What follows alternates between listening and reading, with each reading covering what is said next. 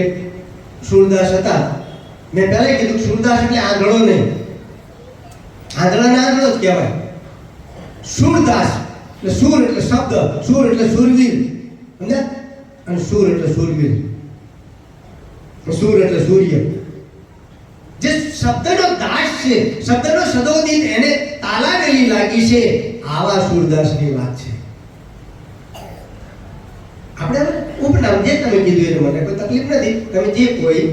અને એક આંધળો પુરુષ, આ તો વચ્ચે એક વાત લઈ લો. આંધળો પુરુષ સત્સંગમાં જતો નહોતો એટલે બીજા ભાઈ સત્સંગમાં જઈને આવ્યા અને કીધું ભાઈ તમે ક્યારે ગયા હતા?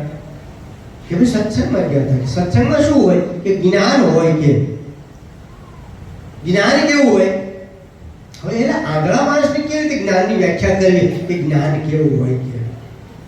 કે જ્ઞાન એટલે જ્ઞાન હોય કે તોય કેવું હોય કે ભાઈ એકદમ દૂધ જેવું હોય.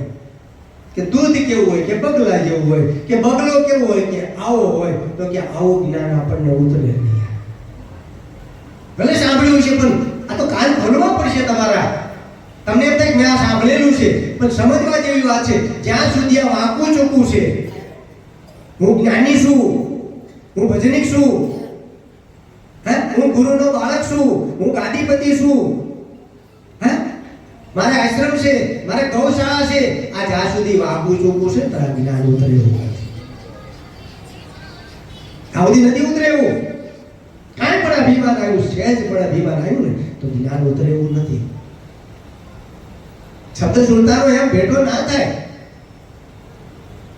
અને શબ્દ બોલે ને તારા રોમટા 33 કરોડ દેવતાના રોમટા જેમ આ 33 રૂવાડા અને 33 કરોડ રૂવાડા છે એ ખડા થઈ જાય.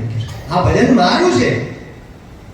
આવો જ્યારે તમને આનંદ આવે કોઈ પણ સ્થળે, તમે આશ્રમમાં જાઓ તો મારો આશ્રમ છે આ, એવો જ્યારે તમારો ભાવ જાગે ને ત્યારે તમે સમજી લીધું કે એક પગથિયું તમે ઉપર ચડ્યા, શુભેચ્છામાં ચડ્યા છો.